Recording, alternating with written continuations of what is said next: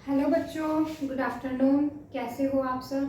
I hope आप सब बहुत बढ़िया होंगे और अच्छे से अपनी प्रिपरेशन कर रहे होंगे। चैनल पर नए हैं तो प्लीज़ सब्सक्राइब कीजिएगा, वीडियो पसंद आए तो लाइक कीजिएगा और आगे से आगे शेयर कीजिएगा ताकि आगे और वीडियो हम आपके लिए अवेलेबल करवा सकें। अब देखो, इससे पहले अपन ने टैक्सोनॉमी के साइंटिस्ट की स्टडी कर रहे थे, डिटेल स्टडी। उसमें इससे पहले अपन 2 साइंटिस्ट के बारे में पढ़ चुके थे। अब जो अपन तीसरे साइंटिस्ट की बात करते हैं बच्चों, वो है एपीडी कैंडोले। इनके बारे में अपन ने थोड़ा थोड़ा तो पढ़ रखा है, बट इनकी डिटेल स्टडी इन्होंने वर्क किस पे किया था। देखो, एपीडी कैंडोले, इनकी बुक थ्योरीज एलिमेंट्री डी ला बोटेनिक। अब इन्होंने प्लांट्स को डिवाइड किया सहवन उत्तक के आधार पर। सहवन उत्तक आप सबको पता है, वेस्कुलर टिश्यू को अपन बोलते हैं। क्या आप कहेंगे? वेस्कुलर टिश्यू को अपन सहवन उत्तक कहते हैं, जो कि ट्रांसपोर्टेशन का काम करते हैं, वाटर और फूड की सप्लाई करते हैं प्लांट्स में। ऐसे टिश्यू क्या कहलाते हैं? सहवन उत्तक कहलाते हैं। तो सहवन उत्तक के आधार पर इन्होंने प्लांट्स को 2 भागों में बांटा। पहला कौन सा? सेलुलर प्लांट्स, और दूसरा कौन सा? Vascular plant. तो सेलुलर प्लांट्स में इन्होंने रखा बच्चों थैलोफाइटा को, Thallophyta, and another is bryophyta. और वेस्कुलर में इन्होंने रखा टेरिडोफाइटा को, जिम्नोस्पर्म को और एंजियोस्पर्म को, एंजियोस्पर्म को। तो इन्होंने तो क्वेश्चन आ जाता है कई बार, सहवन उत्तक के आधार पर प्लांट्स का वर्गीकरण किसने किया? तो डी कैंडोले थे। उन्होंने सहवन उत्तक के आधार पर प्लांट्स का वर्गीकरण दिया था। इन्होंने 2 कैटेगरीज में रखा, पहला सेलुलर प्लांट्स और दूसरा वेस्कुलर प्लांट। ये असहवनी पादप, असहवनी प्लांट, और ये कैसे हैं? सहवनी प्लांट।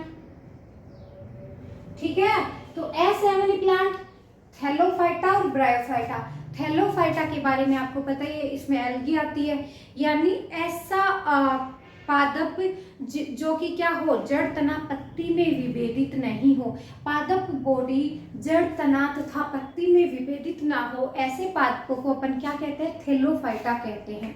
यानी थैलस आकार की बॉडी हो, उनको थैलोफाइटा कहते हैं।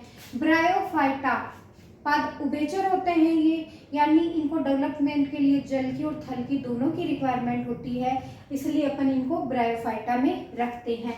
तो थैलोफाइटा और ब्रायोफाइटा, इन दोनों में सहवन उत्तक प्रेजेंट नहीं होता है। जबकि अपन पढ़ते हैं भाई, सहवन उत्तक डेवलप ही कहाँ से होता है? टेरिडोफाइटा से होता है। तो टेरिडोफाइटा, जिम्नोस्पर्म और एंजियोस्पर्म, इन तीनों में वेस्कुलर टिश्यू पाया जाता है। तो वेस्कुलर टिश्यू के आधार पर इनको डिवाइड करने वाले वैज्ञानिक कौन से थे बच्चों? डी कैंडोले थे। कौन से थे? डी कैंडोले थे। नेक्स्ट में बात करूं बेंथम हुकर की, तो बेंथम हुकर क्या थे?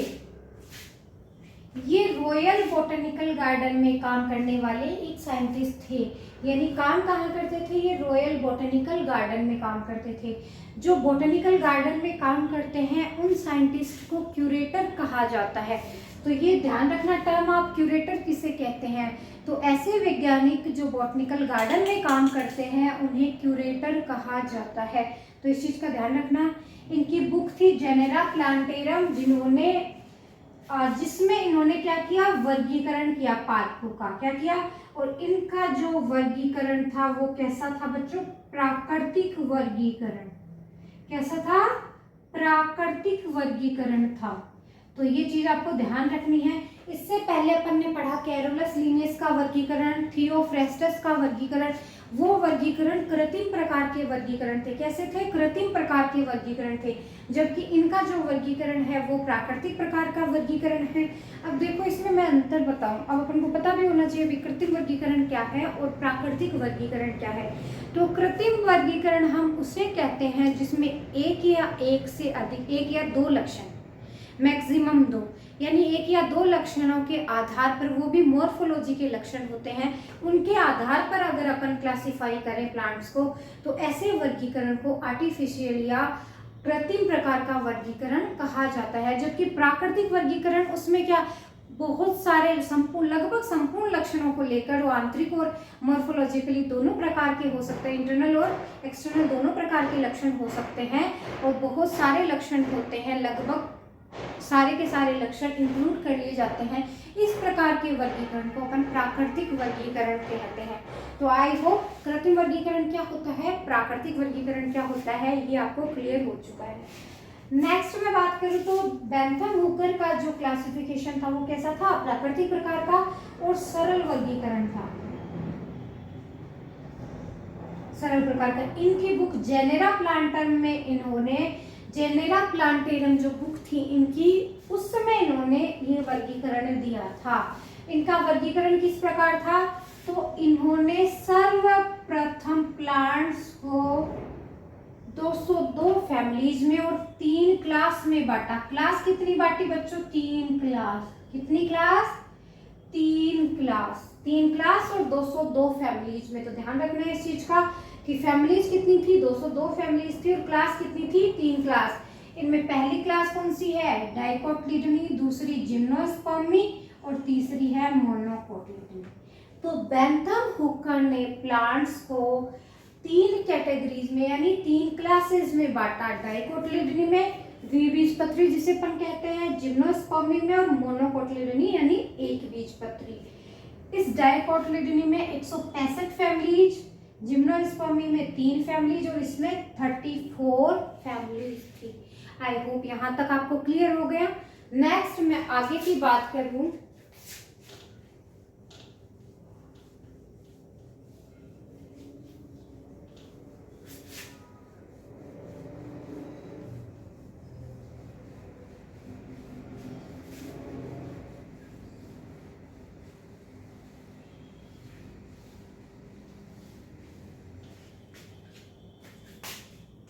आगे की अपन बात करते हैं, तो इन्होंने डाइकोटिलीडनी क्लास को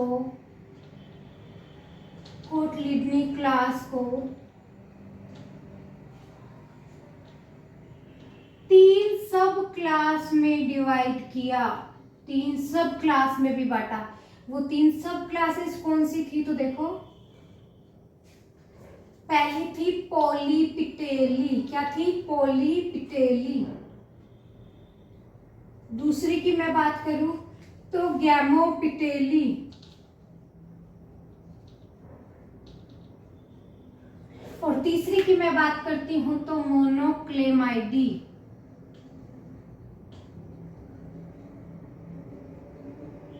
यानी जो डाइकोटिलीडनी क्लास थी, सर्वप्रथम उन्होंने प्लांट्स को 3 क्लास में बांटा, डाइकोटिलीडनी, जिम्नोस्पर्मी और मोनोक्लेमाइडी।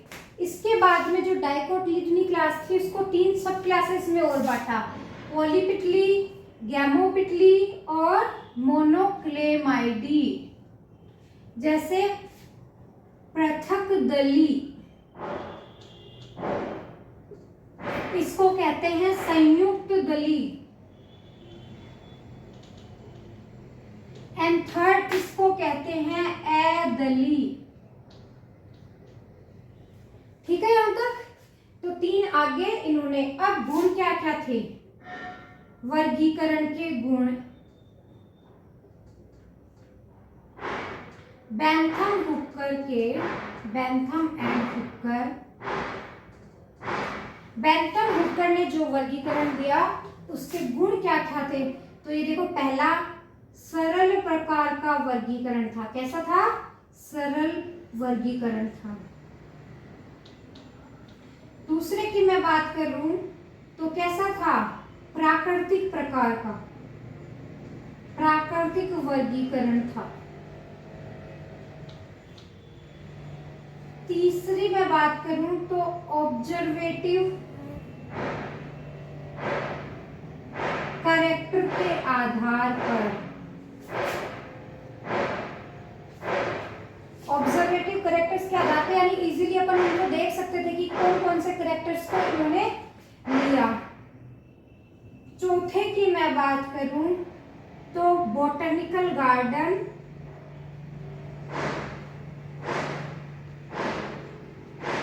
एंड हर्बेरियम में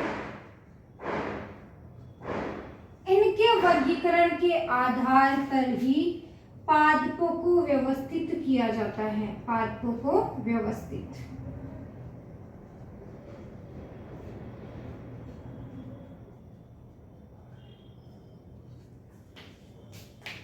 अब इन्होंने देखो पृथक दली, संयुक्त दली और अदली में डाइकोटिलेडोनी क्लास को 3 में बांटा।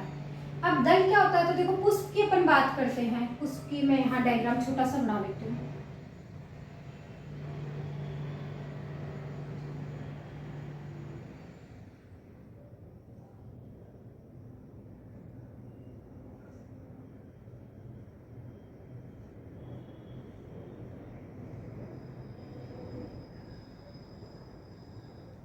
ये अपन कोई पुष्प की बात कर रहे हैं, तो देखो ये जायांग होता है। एक बार मैं बता रही हूँ आपको नॉर्मली, है ना, थोड़ा सा देख लो। जायांग होता है, ये पुंकेसर होते हैं,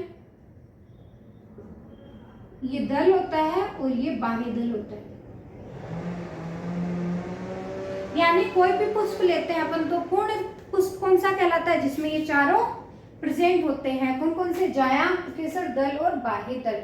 कैलिक्स, कोरोला, स्टेमन और गाइनोसियम, ये चारों अगर प्रेजेंट होते हैं उस पुष्प को पूर्ण पुष्प कहते हैं। तो ये जो दल वाला पार्ट है, जैसे गुलाब के फूल में आप रेड वाली जो पंखुड़ी देखते हैं उसको दल कहते हैं, क्या कहते हैं, जो कि पॉलिनेशन में बड़ा हेल्पफुल होता है। तो ये जो दल है, इस दल के आधार पर इन्होंने 3 भागों में डिवाइड किया, पृथक दली, संयुक्त दली और अदली। यानी जिनमें दल पृथक पृथक हो उसको पॉलीपेटली में रखेंगे, जो संयुक्त दल बनाए उसको गैमेटोपेटली में, और जिनमें अदल यानी दल हो ही नहीं उसको अदली में रखेंगे। ठीक है।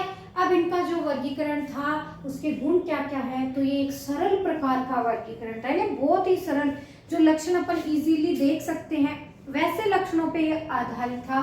प्राकृतिक प्रकार का वर्गीकरण था, खूब सारे लक्षणों को लेकर वर्गीकृत किया गया था। ऑब्जर्वेटिव ये बताया गया, हमें देख सकते हैं बोटनिकल गार्डन और हर्बेरियम में जो प्लांट्स रखे जाते हैं उनका जो व्यवस्थीकरण किया जाता है वो इसी वर्गीकरण के आधार पर किया जाता है। तो बच्चों यहाँ तक क्लियर हो गया होगा। अब देखो कोई नियम या कुछ भी अपन वर्गीकरण कुछ भी करते हैं तो उसमें कुछ ना कुछ कमियां तो रह ही जाती हैं, तो इनके वर्गीकरण में भी एक कमी रह गई जो मैं भी बताती हूँ।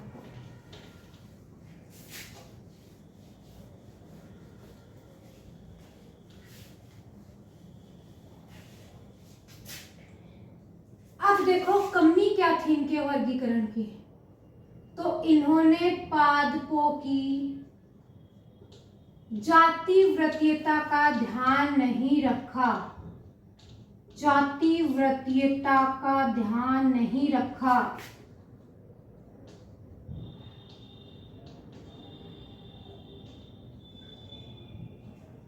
यानी फाइलोजेनी। इन्होंने कैसे वर्गीकृत किया था, डाइकोटिलेडोनी, उसके बाद इन्होंने जिम्नोस्पर्मी बताया, उसके बाद इन्होंने मोनोकोटिलेडोनी बताया।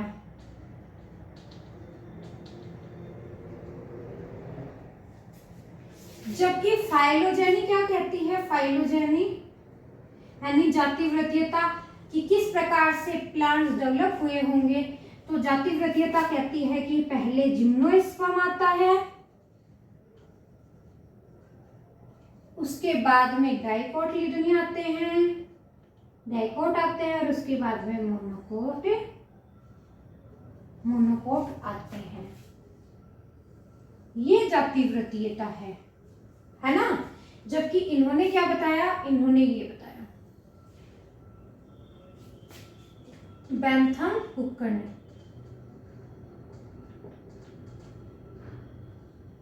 बेंथम हुकर ने सबसे पहले डाइकोटिलेडोनी, उसके बाद जिम्नोस्पर्म और मोनोकोटिलेडोनी को।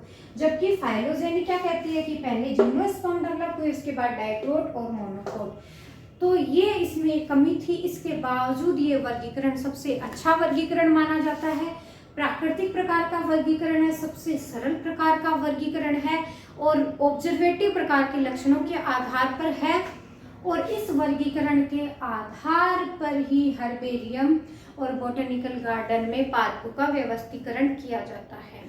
तो सबसे अच्छा वर्गीकरण मानते हैं बेंथम हुकर के वर्गीकरण को, ये प्राकृतिक वर्गीकरण। तो आई होप आपको बहुत इजीली ये सब समझ आ गया होगा, साथ के साथ लर्न भी हो गया होगा। तो नेक्स्ट क्लास के लिए वेट कीजिएगा, आगे की क्लास में पर आगे के कुछ साइंटिस्ट और हैं वो पढ़ेंगे। तो वीडियो पसंद आए तो लाइक कीजिएगा, चैनल को सब्सक्राइब कीजिएगा, ताकि आगे और वीडियो आपके लिए अवेलेबल हो सके और इजी वे में अपन बायोलॉजी पढ़ सके। Thanks for watching.